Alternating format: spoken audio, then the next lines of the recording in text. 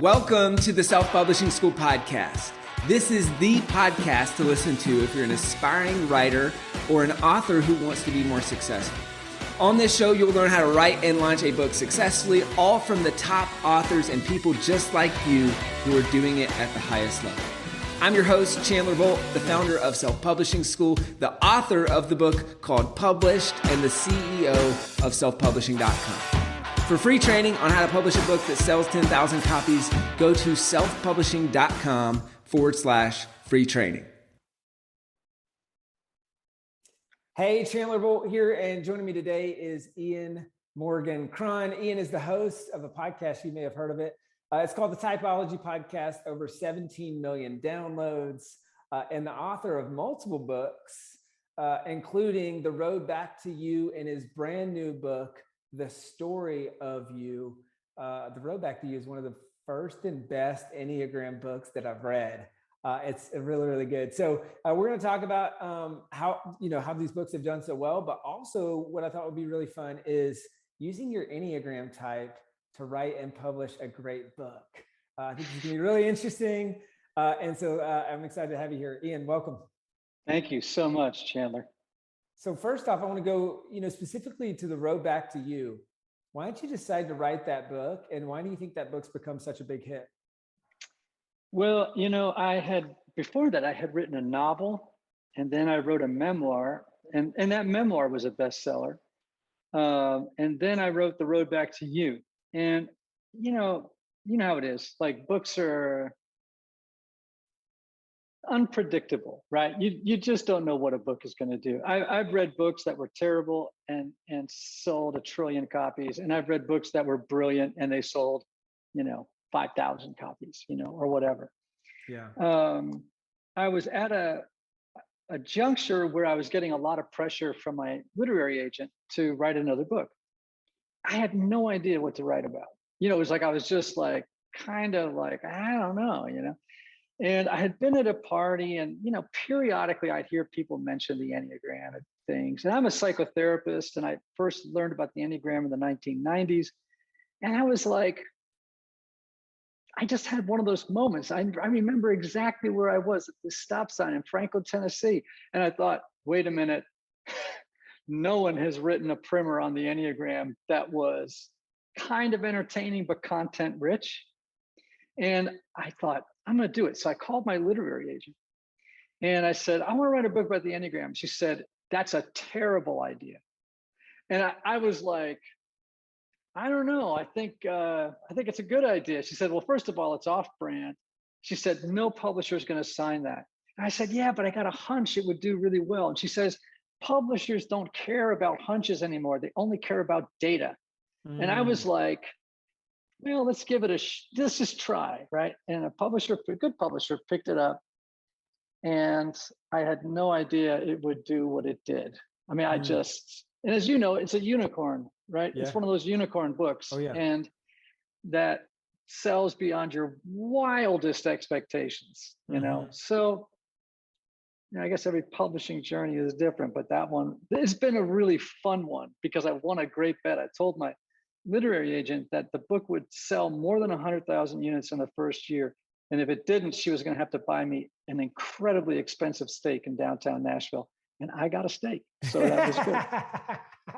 That's awesome. Well, I mean, the book's about everyone's favorite subject, themselves, right? And, oh, yeah.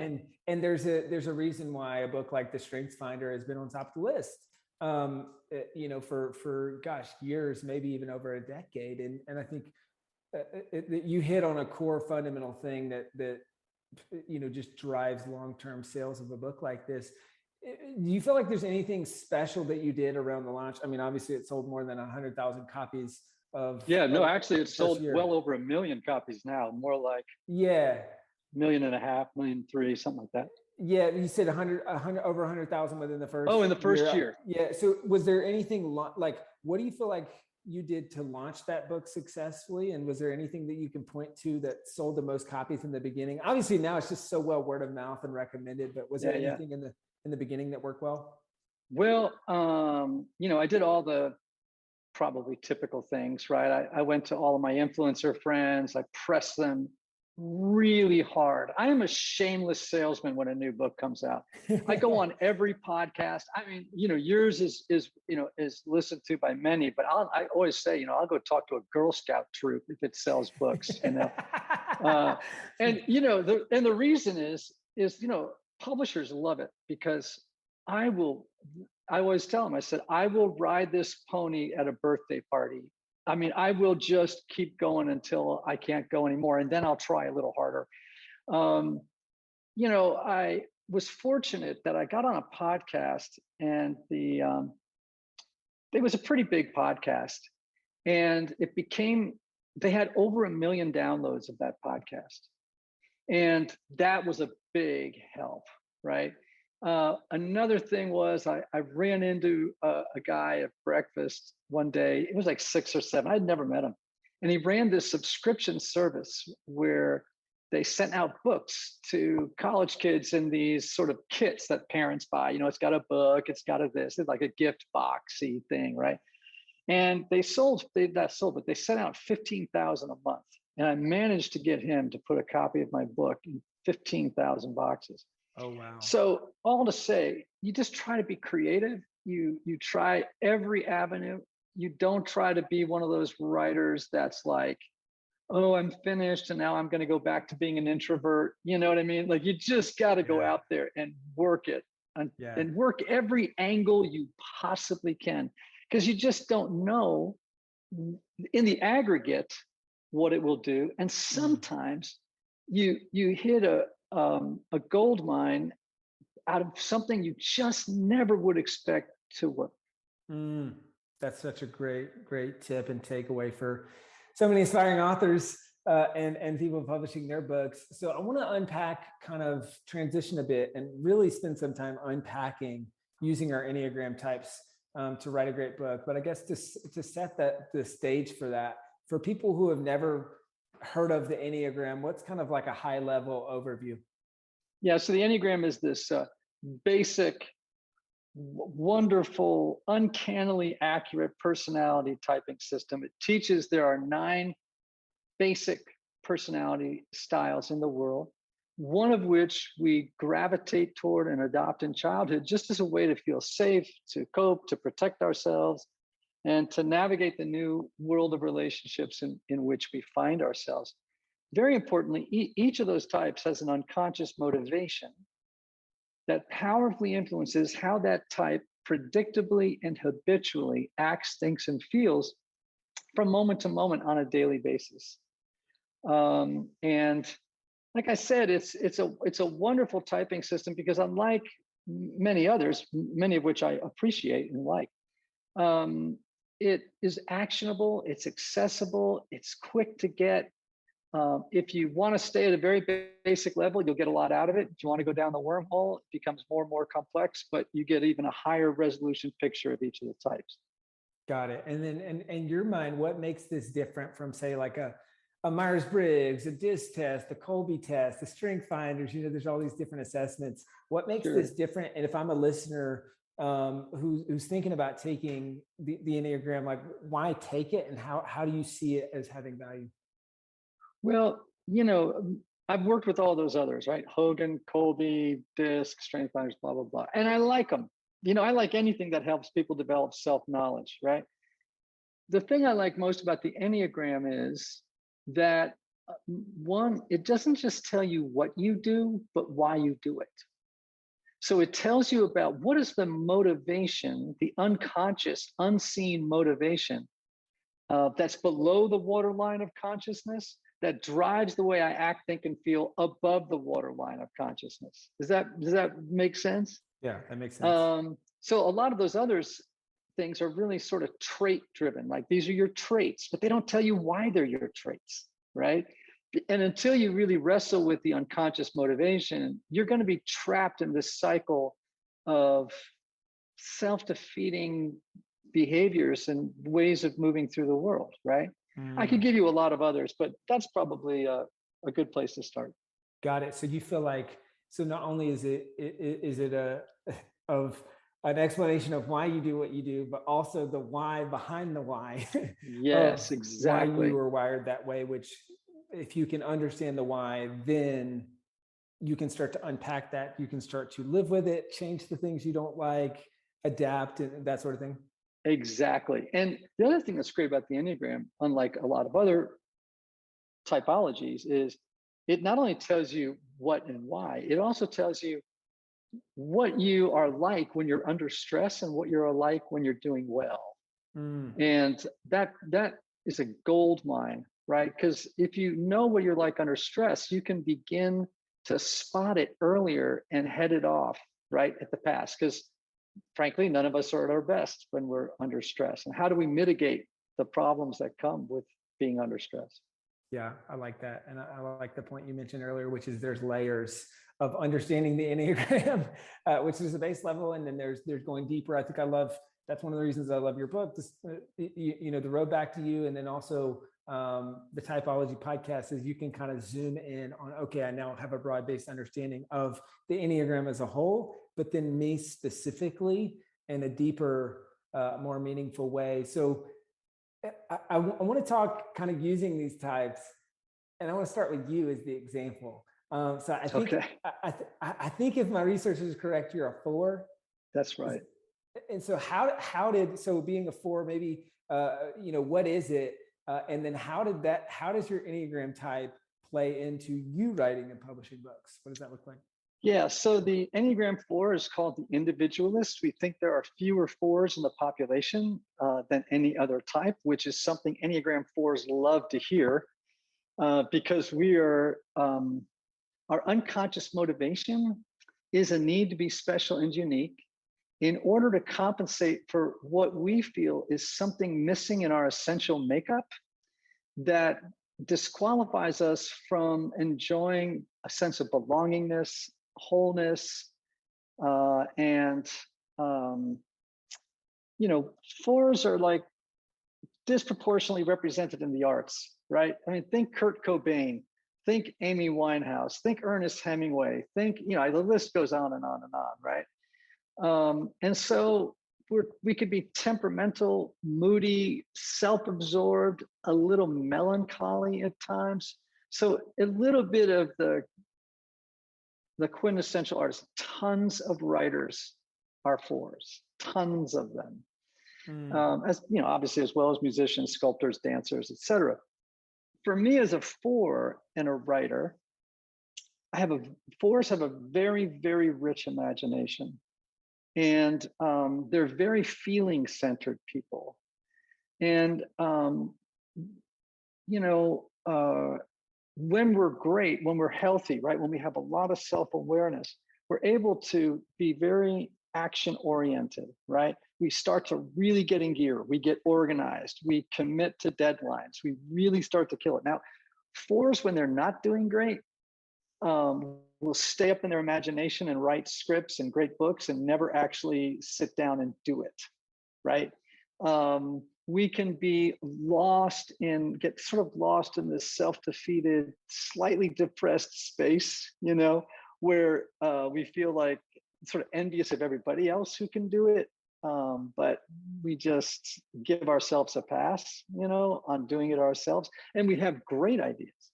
But the problem is execution at times. Now, I could go on and give you a much richer, picture of it, but maybe that's a good place to start for 4s. That's great. So that's kind of our vision for the understanding of how the 4 plays into writing and publishing books. Zooming out a little bit, because I'm sure people are wondering this, is like, hey, is there a best number to write a book? Like, is there not? No, I don't think so. Because the content of interest for different authors, right? I mean, you write about what you love. You write about what you're interested in. You write about the things that electrify you, right? And which is why, I always tell authors, like, don't write what you think people want to hear. Like, don't just be an opportunist, like really write something that matters to you, because your reader will know if you're just trying to hit a home run. You know what I mean? If it's, I don't know, that's just my own personal opinion. And, no number, but every number will have its challenges. right? And it will have its assets to bring to the writing process. So, no number That is makes better than sense. another, bro. Yeah. So I guess I want to go big picture and then I want to zoom into the individual types. So big picture, how can we use this tool once we know our type to say, hey, this is where this might be really good thing about my type that's going to be really helpful, and this might be something to look out for, kind of big picture. Yeah. Well, again, like I mentioned, I was talking about myself, that when I'm self-aware and I've done some work, I know my type, I can spot it when it's going off the rails, right?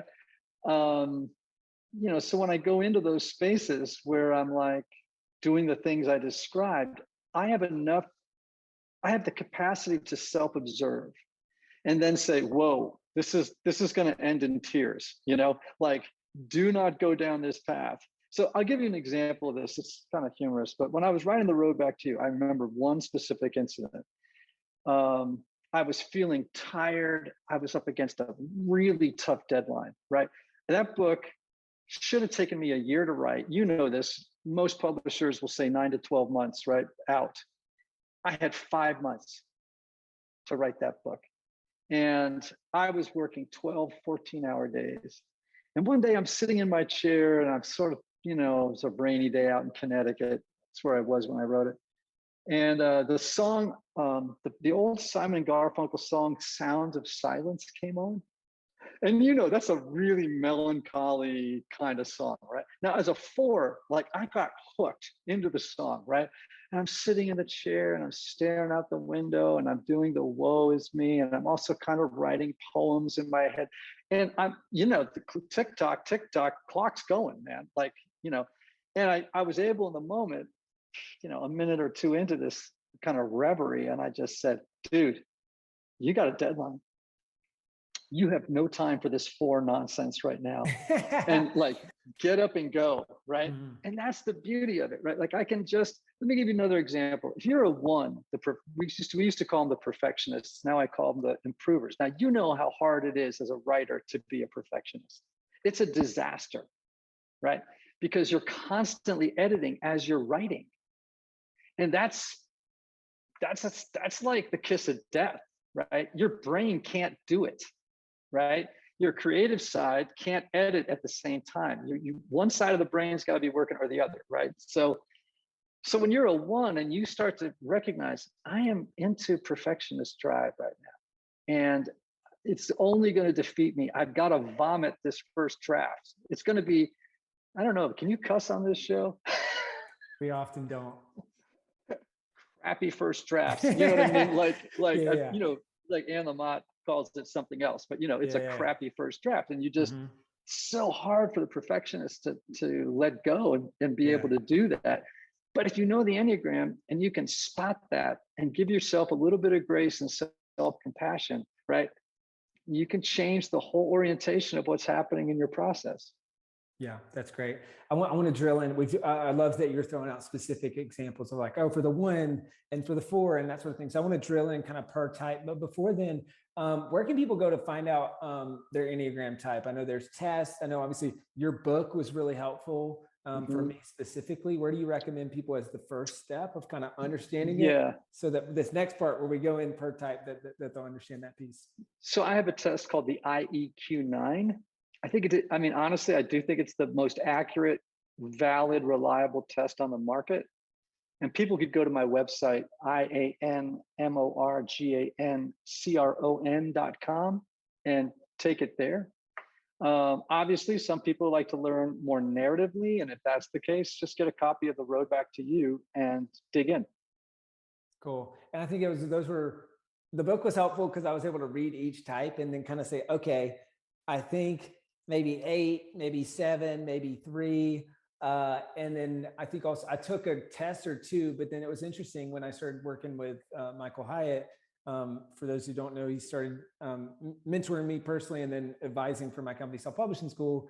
He said, you got to take this I9, whatever version of it. And I took the whole thing. And that was so interesting because I think I read the book and I said, you know what, it's between 3 and an 8 and probably 3. But then I took the more in-depth test and it came up as an 8. which I thought was really interesting. Is that pretty frequent or common? Well, there are things we call mistyping, right? It's sort of misidentifications, and because numbers sometimes share characteristic traits, and this is why it's so important that people understand that unconscious motivation, because your unconscious motivation is what determines your type. It's not the traits, right? The traits are interesting. They're going to be very helpful, but really it's which unconscious motivation sounds more like yours than the other 8, right? So, I think it's really important to know all the types, not just your own, particularly for writers, if you're a novelist. And we can talk about that if that's something helpful. I don't know how many of your listeners are novelists or how many are nonfiction or more creative nonfiction. But probably 60-40, probably 60% nonfiction, 40% fiction. So what is the piece of that you think is really helpful for the fiction writers? Well, before I tell you that, do you have any screenwriters? Maybe like 2%. So some, okay, but not a huge bucket. Okay. So if these 9 personality types accurately reflect the population, right? Then as you work with character development, they are incredibly helpful. Now, that said, what a writer has to be careful of is taking these types wholesale and just jamming traits into characters, because they'll end up being very wooden and they'll become stereotypes. And you don't want that. But you can just draw information. Like, I know directors who use the Enneagram on set to help actors, right? Like, they may not say, well, your character's an Enneagram 3, and so do this, but they know in the back of their mind what an Enneagram 3 is like. I know screenwriters, like, for example, I'm teaching at a university this Thursday on Parks and Rec.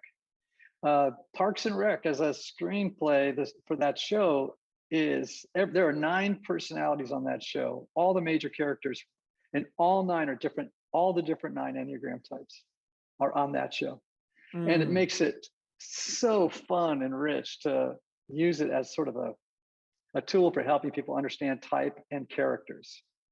Are there different types that are often the main characters? Or is it usually pretty varied? No, it varies. Yeah. Okay. And so just so your listeners understand this, within each type, there are an infinite variety of expressions. So it's not like very one-dimensional, right? Every type, type 1s, one type 1 could look a lot different than another type 1, though they would have the same unconscious motivation, but how it showed itself externally could be very, very different, right? So, I mean, it's a fascinating tool in writing. And I could I've taken countless books and been able to say, well, this character's this, and this character's that, and this character's that, Yeah.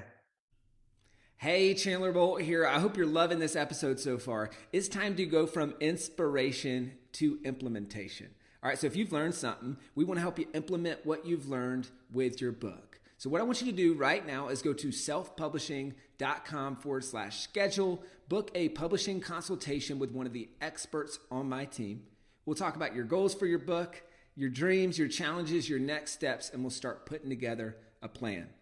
All right, so go to selfpublishing.com/schedule, book a call with the team. Let's see how we can help with your book. It's time to implement.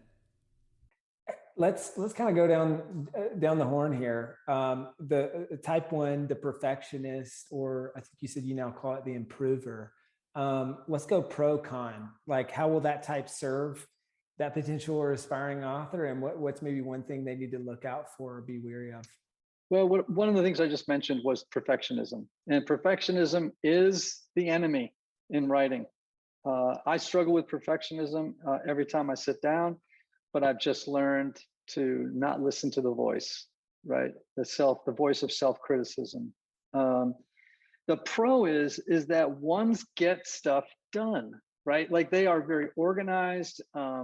I have a friend who's a 1, and when he writes a book, he's actually quite a well-known, I can't tell you who it is, but a very well-known fiction writer. And when he sits down to write a book, he gets a hotel room, like in a Motel 6. And by the way, this is a guy who could afford, a lot better than the Motel 6. And he gets those giant, poster board, like things like the huge Post-its, right? Yep. And he puts them on the walls all the way around the room. And he says, okay, chapter 1, chapter 2, chapter 3, right? And he literally goes through, he's got the chapters all mapped out on every wall. Yeah. And he just goes through, he's very organized, he's very deliberate, he's very analytical. These are all traits of the 1. That's And so great. dude, I don't do that. Like when I sat down to write my novel, Chasing Francis, I had a character, I had an idea, and I just started writing. Yeah. And some people do that. I didn't know Yeah. what the end of the book was going to be until about 4 pages before I got to it. Yeah, so in fiction writing, we call that plotters and pantsers, right? Plotters like to plot out the whole story, and then pantsers like to write by the seat of their pants. So it sounds like a 1 is more likely to be a plotter, potentially, and they'll get stuff done. So that's awesome. Let's go to the helper. Can I just say? I'm just going to say one more thing to 1s. 1s have what we call the inner critic. And they have sort of a perpetual stream of negative self-commentary that's running all the time, which if they listen to it and believe it can really leave them paralyzed. So they have to really work with that as well. That's great. So 2, the helpers. The helpers are, how does this serve them, and so we'll kind of do the same format, right? How does this serve them, and then what's one thing they should look out for and be wary of? So the unconscious motivation of the helpers, they really need to be liked, right? Now, you and I want to be liked, but 2s need to be liked. And they use, when they're unhealthy, they will use giving and serving as a calculated strategy to win your approval, right? Now, when they're in a great space, they're very altruistic. They give without any strings attached. In writing, no number is as attuned to the feelings of others than a 2. Now, the problem could be, and I haven't had much time to think about it, but as I do so now, I'd say that part of the problem for 2s is they may be too focused on winning the approval of the reader and wanting to please the reader, wanting the reader to like them, right? That doesn't always end well. You might end up writing something that's very sentimental. And here's the thing, I will say this, and people may disagree, but I think the greatest crime an author can commit is sentimentalism, particularly in fiction, right? It's just this, it's like a good writer can evoke emotions, but you work for them, right? And when you're sentimental, it's like a cheap shortcut to winning people over emotionally. It's just a cheap shortcut. And I think it makes your reader feel dumb. Like, really? Yeah. Like, you're using me, or you're trying to manipulate me. So I think with 2s, that could be a real shortfall. But again, when they're in a good space and they're self-aware, they're going to give to their readers what the reader needs because they really want the reader to be helped. And they'll do it even though the reader may not like them for a chapter or 2 or 3. You know what I mean? Like they'll just tell the truth without any regard to how, in the best interest of the reader. Yeah. And I can imagine a 2 really beautiful thing is that they're going to be driven by this need and want to help people through this book. And they can really lean on that throughout the process of writing it. Is just constantly remembering, hey, this is going to help people. And that's a great gift. It's a great gift. So 3, the performer or the achiever, how is that going to serve them? What's one thing they might want to be wary of? So with achiever performers, their unconscious motivation is a need to succeed, to appear successful, and to avoid failure at all costs, right? 3s tend to see a world in which people can only be loved and valued for their success versus for who they are inside, right? Now, for 3s, when they're not very self-aware, can be opportunistic. They can be careerists. They can be people that can adopt it. They can kind of be chameleons. They're very persuasive, very charismatic. And they are ambitious, workaholic, always trying to win the admiration of the crowd. Now that can really get in your way as a writer, right? I've met a lot of threes who write books, and they're very focused on success. A little way too focused on success. Like I'm going to write a book that may not even be. It's like I got to write this book because it's going to really kill it. You know what I mean? And I'm gonna sell it like hotcakes, and I'm gonna like sell 1 trillion copies. And oftentimes they do. You know what I mean? Because they're so driven. That said, they can betray their own truth, right, in order to succeed. And that can be a real problem. When they're in a great space, though, they're incredibly community minded. They're willing to share their mistakes with other people without using it to kind of like, get them to admire you for overcoming your mistakes. Do you know what I mean? Like, it's just really authentic. And when they are healthy, they are very authentic, and they really want to see people succeed rather than flaunt their own success. Like sometimes when you're with a 3, and so you'll see this in the writing sometimes, they're always kind of putting their credentials out there. Do you know what I'm saying? Oh, I know like what you're saying. Yeah. Or there could be just name dropping and a little bit of bragging, Mm-hmm. a little bit of self-congratulations, and or I did this, and they embellish their success sometimes. You know what I mean? Mm-hmm. And we've all read authors like that, especially in the self-help zone. It's like, ugh, this guy's really just, and they may take on things like how I can help you be your best version of yourself. And it's like, if you're trying to be the best version of yourself, you're not actually being yourself. Like you're actually adopting some kind of new pattern of behavior instead of like speaking from your truest, deepest self. I think that might be a little bit of the 4 in you talking, the individualist. So we talked about that.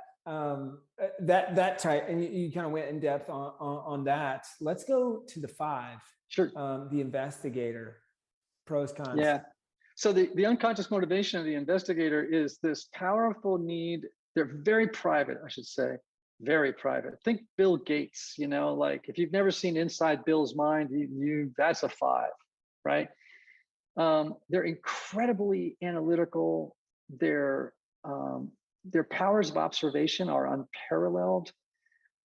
They have an addiction, though, to collecting knowledge and information as a way of fending off feelings of ineptitude or appearing dumb.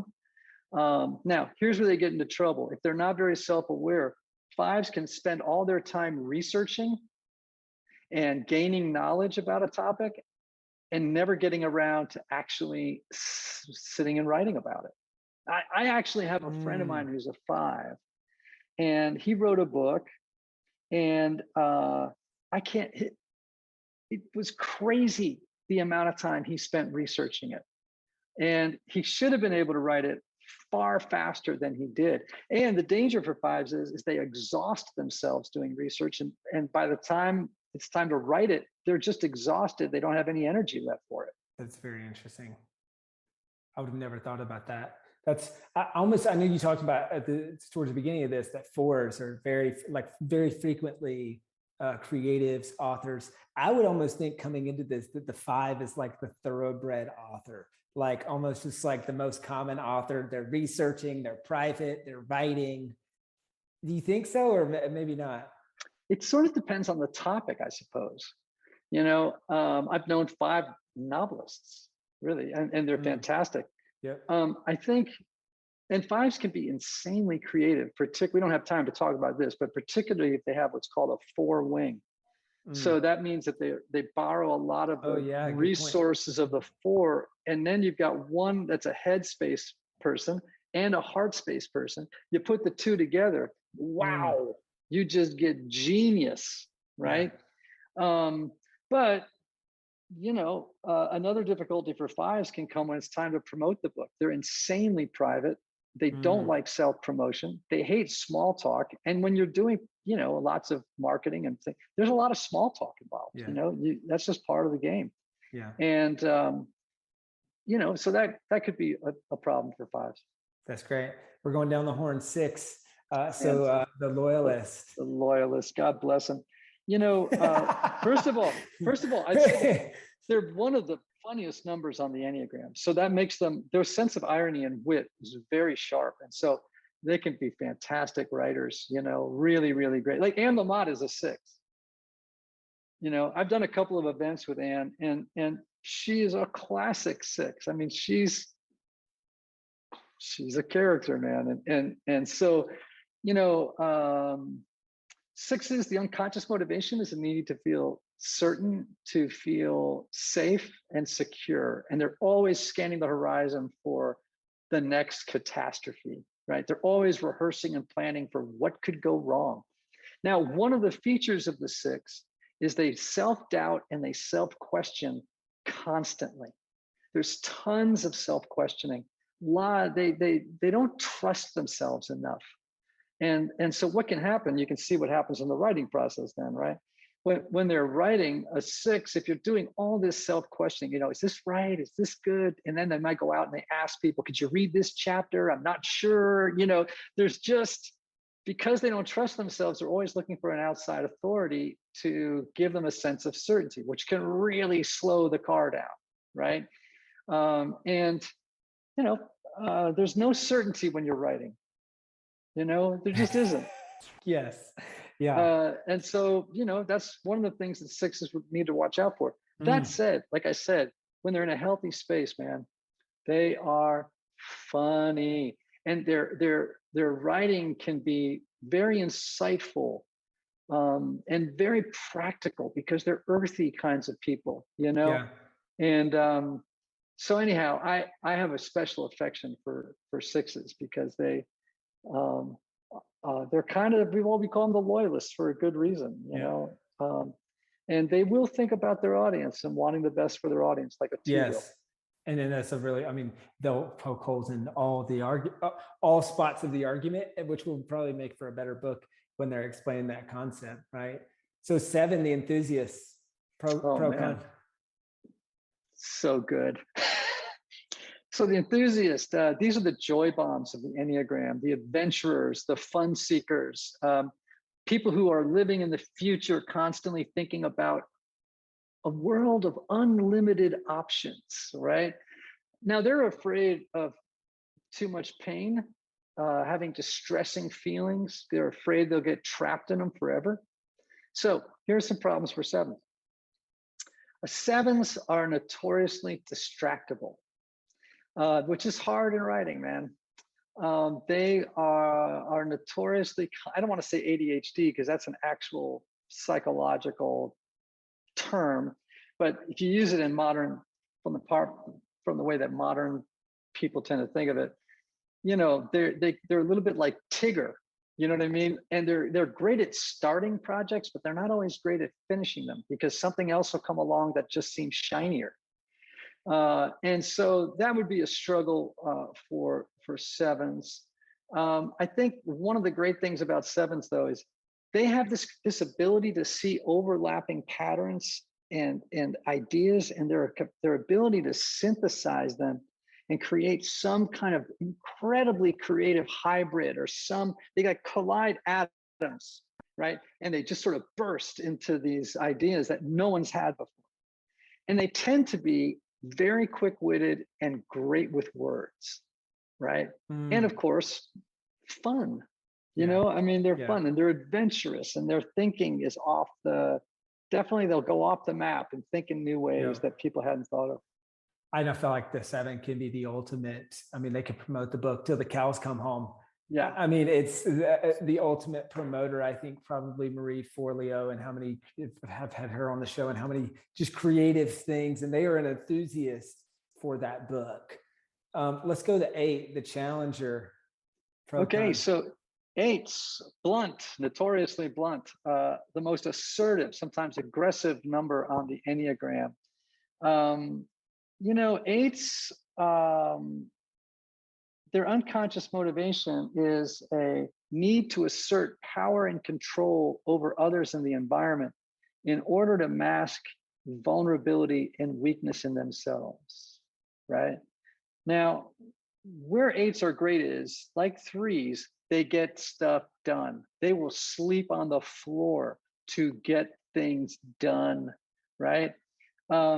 Eights are, honest to a fault. They just put it out there. It is what it is. Here it is, folks, and that's all there is to it. Mark Manson might be an eight, now that I think about it, the guy who wrote The Subtle Art of Not Giving a which is a really pretty well written book by self-help standards. I mean, really, I enjoyed it. I didn't expect to enjoy it, and I enjoyed it, right? Yeah. I thought it was actually pretty clever and had 6 or 7 great points, which is, for a book, 7 or 8 great points is a lot. Yes. So, I mean, again, I think what eights have to watch out for is the lack of vulnerability. For me as a writer, now, again, I write in fiction, nonfiction, and, and memoir, which is creative nonfiction. One of the most powerful tools we have is authentic vulnerability. And because why? Vulnerability is what creates connection with the reader. If you're not willing to show your heart, to show your struggles, to show your weakness, the reader has no ability, they don't have a toehold. It's like, how can I relate to this person if all they are is aggressive and I'm not getting any heart, right? So that's, a potential downside. Now, the upside is that, again, they can be funny. They're direct to a fault.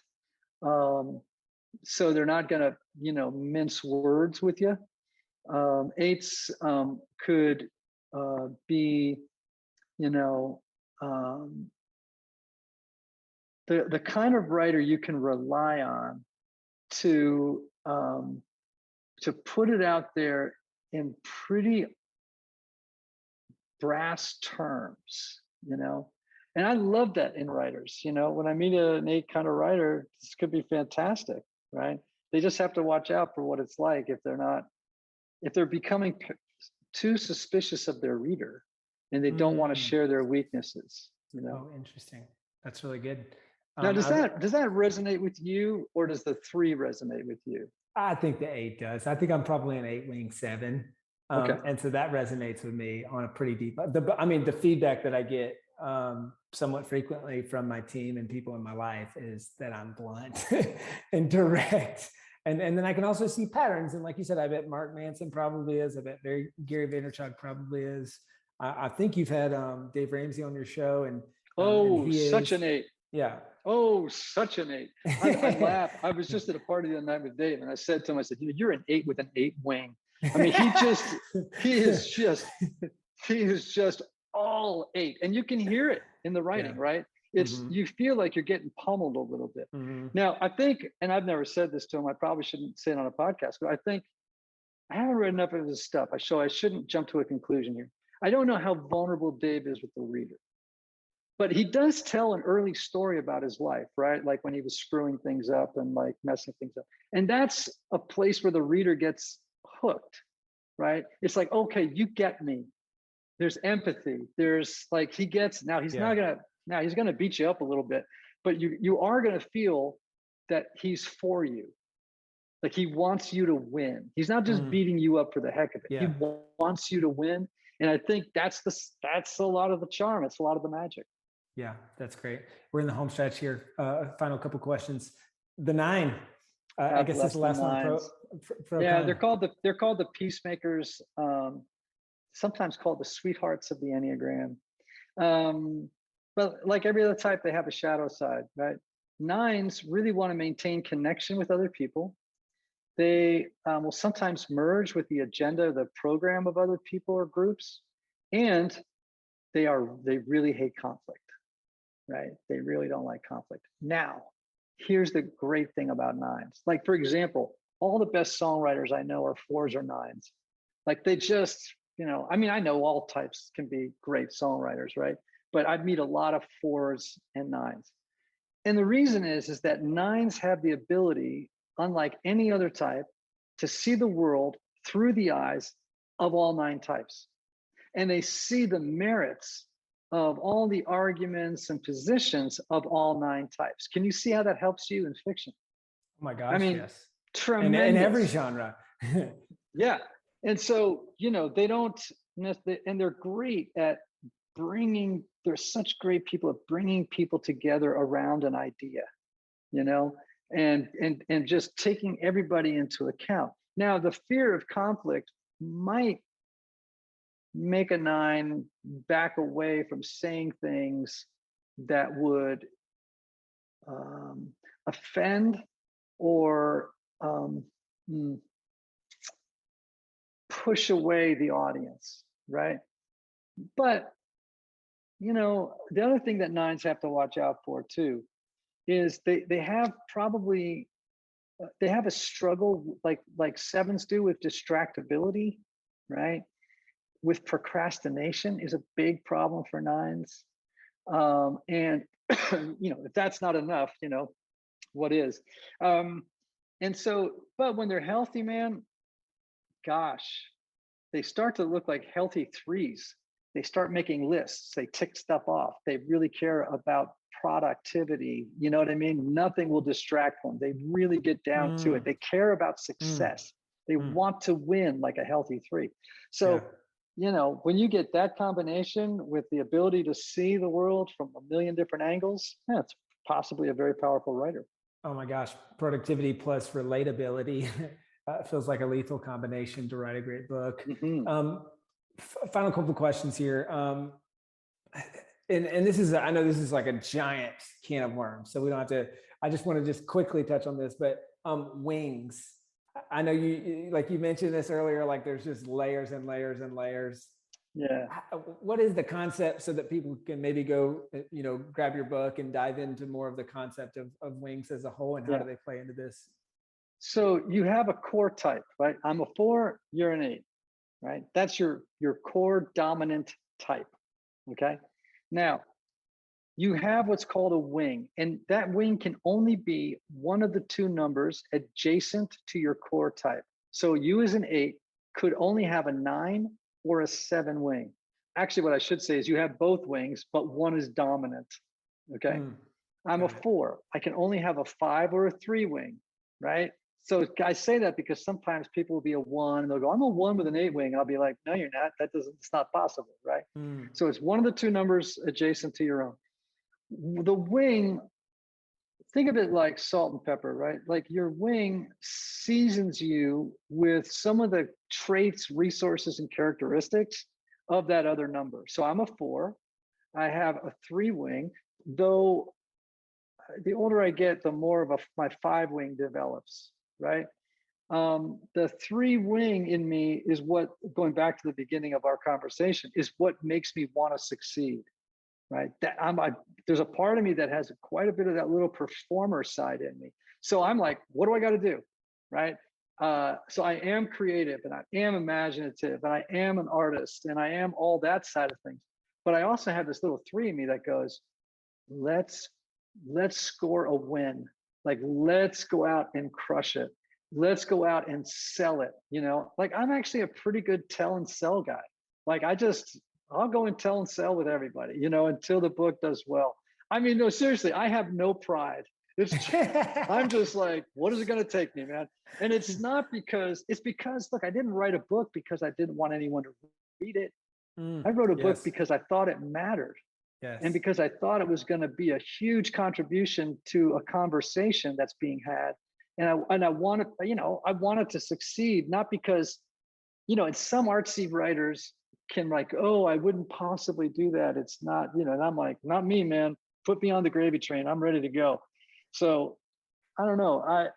That's where I mean with a wing. Now, if I had a 5 wing, I'd be much more introverted, more analytical, more of a critical thinker, but I also would have a much harder time with marketing.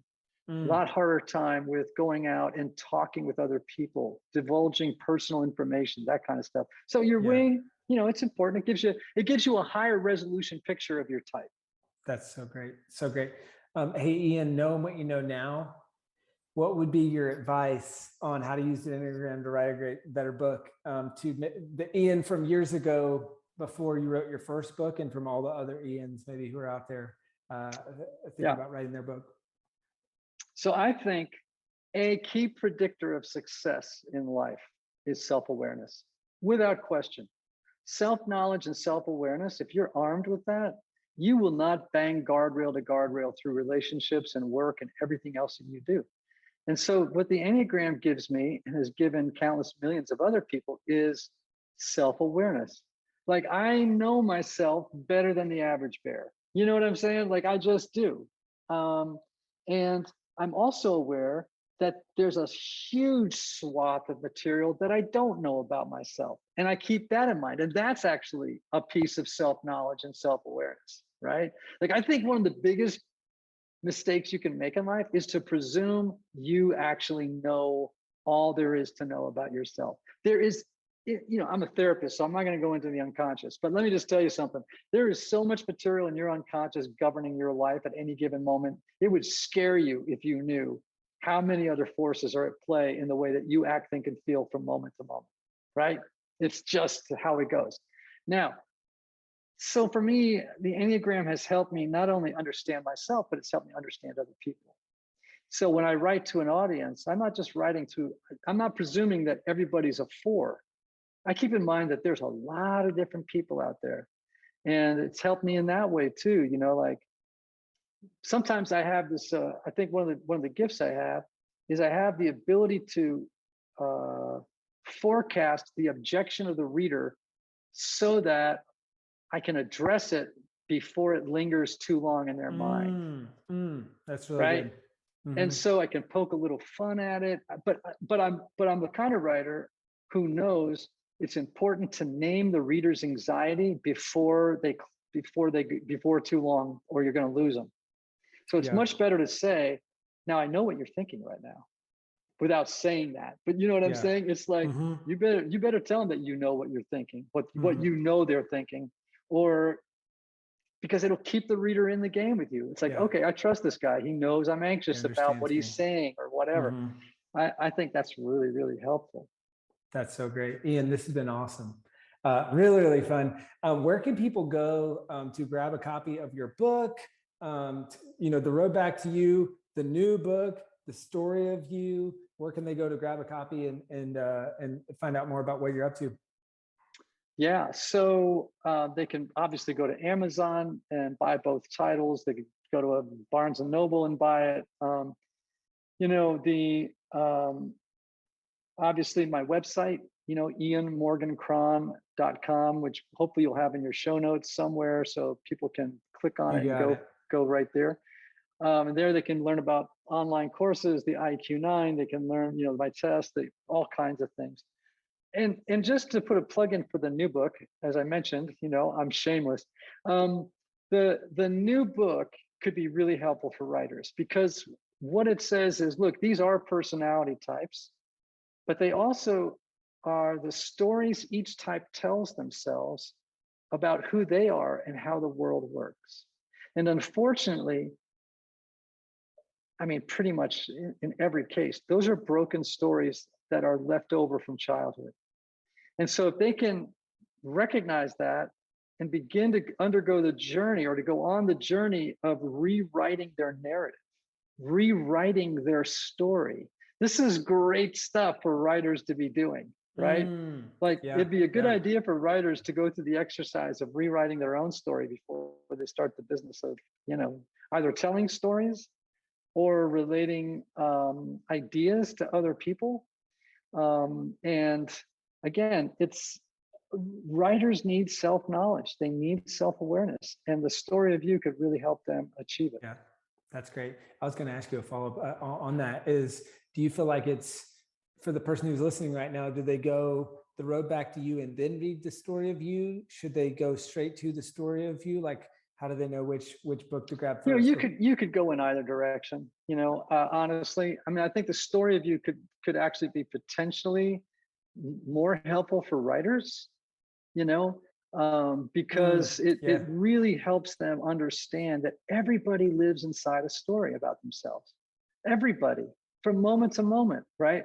And any good writer knows that people see the world through a narrative lens. That, you know what I'm saying? Like we experience our own life as a story that's unfolding. That's why we say things like, "Oh, I'm turning a new page," right? Or I'm in a new I'm in a new chapter of life, right? Yeah. It's like, it's like we think through the lens of a story.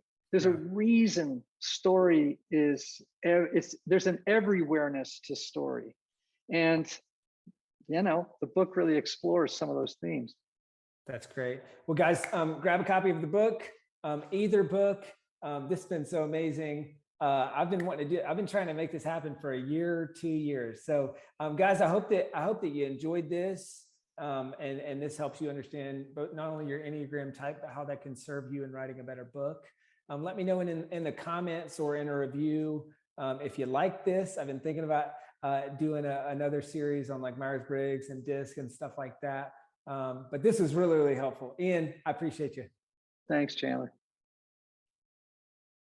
Thank you so much for watching or listening to this episode of the Self-Publishing School podcast. I know there's so many places that you can be spending your time. There's other podcasts that you could be listening to, YouTube channels that you could be watching. So thank you so much. It means the world. Now, I want you to do 3 things right now if you found this episode helpful. All right, number 1, I don't know if you know this, but we've got a YouTube channel. It's a companion channel to this podcast. All the video versions of the episode are on the YouTube channel. So number 1, subscribe to the YouTube channel. Number 2, if you're listening to this podcast wherever, whether this is Spotify, Apple Podcasts, number 2, I want you to subscribe to this podcast right now so you don't miss a future episode. And then number 3, this is probably the most important, leave a review on the podcast. All right, reviews are super important and help this podcast get discovered by other people. So number 3, leave a review on the podcast. Thank you so much. I'll see you in the next episode. If you're on the fence about scheduling a publishing consultation call with my team, maybe you're not quite ready for that, I've got some free training that I think will be really helpful for you. All right, all you have to do is go to register to sign up. Go to selfpublishing.com/free training. When you do, you're also going to get a free digital copy of my new book published. And on that training, you're going to learn the next steps, so how to implement with your book. So how to write, how to publish, how to launch successfully. So go to register right now at selfpublishing.com/free training. I'll see you there.